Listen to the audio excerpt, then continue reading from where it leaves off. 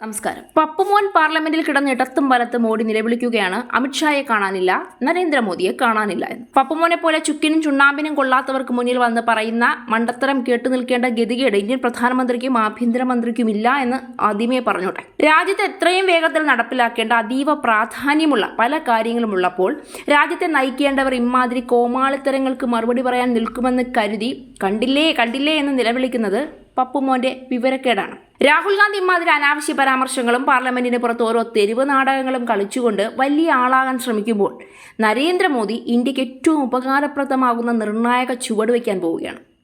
വനിതാ സംവരണ മണ്ഡല പുനർനിർണയ ബില്ലുകൾ ഒന്നിച്ച് പാസ്സാക്കാൻ ഒരുങ്ങുകയാണ് കേന്ദ്രം. ചരിത്രം ചിലപ്പോൾ യുദ്ധങ്ങൾ കൊണ്ടാണ് എഴുതപ്പെടുന്നത്, ചിലപ്പോൾ വിപ്ലവങ്ങൾ കൊണ്ടും. എന്നാൽ അപൂർവമായി മാത്രം ചില നിയമങ്ങൾ ഒരു രാജ്യത്തിന്റെ ഭാവിയെ പുനർനിർമ്മിക്കുന്ന ചരിത്രമായി തന്നെ മാറാറുണ്ട്. ഇന്ന് ഇന്ത്യ അത്തരമൊരു ചരിത്ര നിമിഷത്തിന്റെ പടിവാതിൽക്കലാണെന്ന വിലയിരുത്തലാണ് ഇതോടെ ശക്തമാകുന്നത്.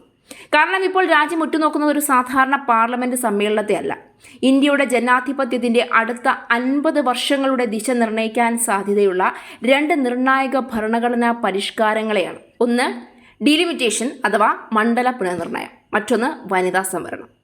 ഈ 2 തീരുമാനങ്ങളും യാഥാർത്ഥ്യമായാൽ അത് വെറും നിയമഭേദഗതികളായി മാത്രം ഒതുങ്ങില്ല. പുതിയ ഇന്ത്യയുടെ രാഷ്ട്രീയ ഭൂപടം തന്നെ മാറ്റിവരയ്ക്കുന്ന നാഴികക്കല്ലുകളായി അത് മാറുമെന്നതാണ് വാസ്തവം. ജനാധിപത്യത്തിന്റെ ഏറ്റവും വലിയ ശക്തി ജനങ്ങളുടെ ശബ്ദമാണ്. എന്നാൽ ആ ശബ്ദത്തിന് തുല്യമായ വില ലഭിക്കുന്നുണ്ടോ എന്ന് നിങ്ങൾ ചിന്തിച്ചിട്ടുണ്ടോ? പതിറ്റാണ്ടുകൾക്ക് മുൻപ് നിശ്ചയിച്ച മണ്ഡല അതിർത്തികൾ ഇന്നത്തെ ഇന്ത്യയുടെ യാഥാർത്ഥ്യത്തെ പ്രതിഫലിപ്പിക്കുന്നതാണ് എന്ന് തോന്നാറുണ്ടോ? കോടിക്കണക്കിന് ജനങ്ങൾ പുതിയതായി നഗരങ്ങളിലേക്കും വ്യാവസായിക മേഖലകളിലേക്കും കുടിയേറിയിട്ടും പഴയ രാഷ്ട്രീയ ഭൂപടം തന്നെ തുടരുന്നത് ജനാധിപത്യത്തിന്റെ ആത്മാവിനോട് നീതി പുലർത്തുന്നുണ്ടോ? ഈ ചോദ്യങ്ങൾക്കുള്ള ഉത്തരമാണ് ഡീലിമിറ്റേഷൻ എന്ന ആശയം മുന്നോട്ട് വയ്ക്കുന്നത്. ഓരോ വോട്ടിനും കൂടുതൽ തുല്യമായ മൂല്യവും ഓരോ ജനവിഭാഗത്തിനും കൂടുതൽ നീതിയുക്തമായ പ്രതിനിധാനവും ഉറപ്പാക്കാനുള്ള വലിയ ശ്രമമാണ് മോദി സർക്കാർ നടത്തുന്നത്. ജനാധിപത്യം എന്നത് ഓരോ പൗരന്റെയും ശബ്ദത്തിന് തുല്യമായ വില ലഭിക്കുന്ന സംവിധാനമാണ്. എന്നാൽ ജനസംഖ്യയിലും ഭൂമിശാസ്ത്രപരമായ മാറ്റങ്ങളിലും വലിയ വ്യത്യാസങ്ങൾ സംഭവിച്ചിട്ടും പതിറ്റാണ്ടുകളായി പല മണ്ഡലങ്ങളുടെയും ജനപ്രാതിനിധ്യത്തിൽ അസന്തുലിതാവസ്ഥ നിലനിൽക്കുന്നു എന്നുള്ളതാണ് യാഥാർത്ഥ്യം. ഈ പശ്ചാത്തലത്തിലാണ് ഡീലിമിറ്റേഷൻ എന്ന ആശയം പ്രസക്തമാകുന്നത്.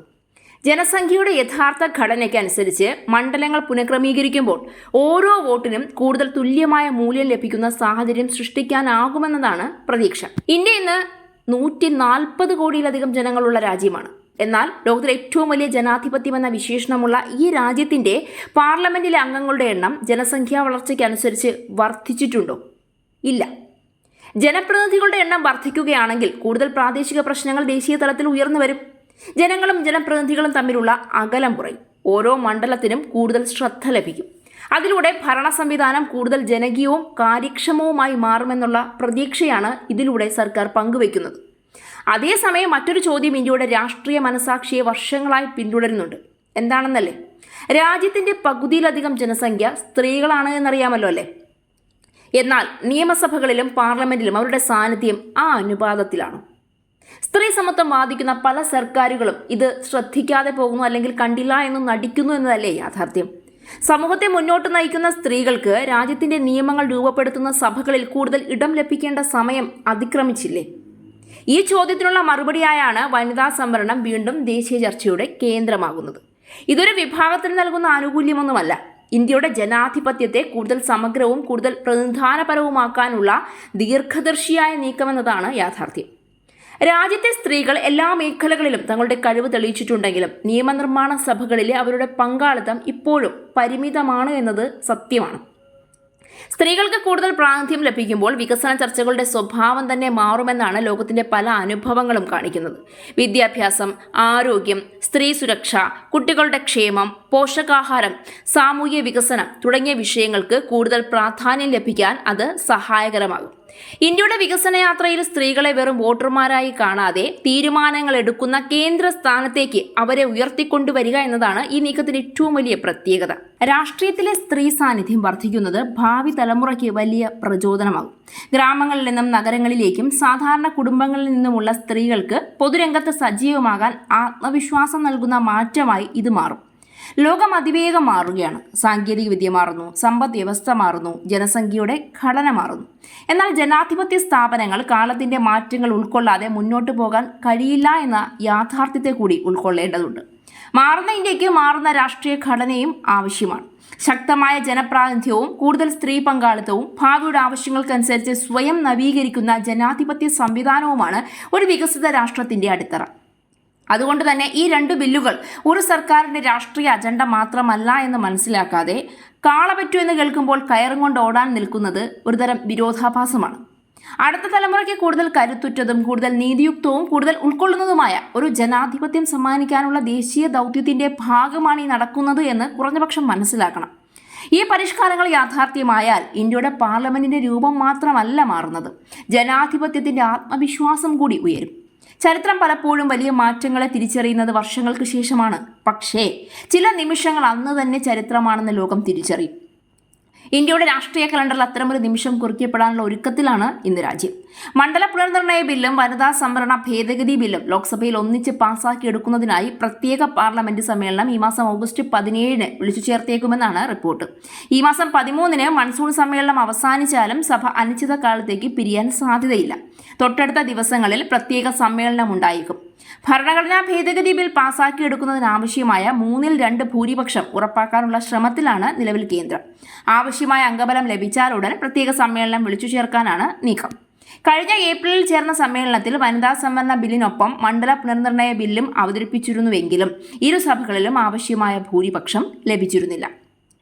എന്നാൽ പിന്നീട് നടന്ന പശ്ചിമ ബംഗാൾ തിരഞ്ഞെടുപ്പിന് പിന്നാലെ തൃണമൂൽ കോൺഗ്രസ്, ഉദ്ധവ് താക്കറെയുടെ ശിവസേന എന്നിവയിൽ നിന്ന് കൂറുമാറ്റങ്ങൾ ഉണ്ടായത് എൻഡിഎയുടെ നില ശക്തമാക്കിയിട്ടുണ്ട്. ഇന്ത്യ സഖ്യത്തിലുള്ള DMK കോൺഗ്രസുമായി അകന്നതും BJPക്ക് പ്രതീക്ഷയ്ക്ക് വക നൽകുന്ന സംഭവമാണ്. ഇതോടെ ലോക്സഭയിൽ 360 എംപിമാരുടെയും രാജ്യസഭയിൽ 164 എംപിമാരുടെയും ഭൂരിപക്ഷം വേണ്ടിടത്ത് ആ ലക്ഷ്യത്തിലേക്കുള്ള ദൂരം കുറഞ്ഞുവെന്നാണ് എൻഡിഎയുടെ അനുമാനം.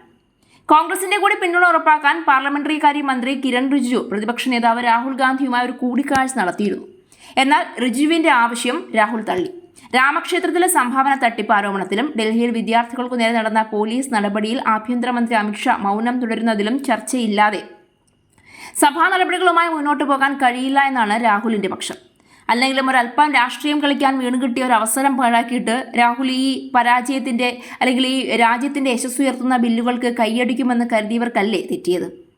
ഇതൊരു തിരഞ്ഞെടുപ്പിനെ മാത്രം ലക്ഷ്യമിട്ടുള്ള നീക്കമല്ല എന്ന് കേന്ദ്ര സർക്കാർ ആവർത്തിച്ച് വ്യക്തമാക്കിയിട്ടുണ്ട്. വരും പതിറ്റാണ്ടുകളിലെ ഭരണഘടനാപരമായ ഘടനയെ കൂടുതൽ ശക്തിപ്പെടുത്തുന്ന ദീർഘകാല പരിഷ്കാരമായാണ് സർക്കാർ ഇതിനെ അവതരിപ്പിക്കുന്നത്.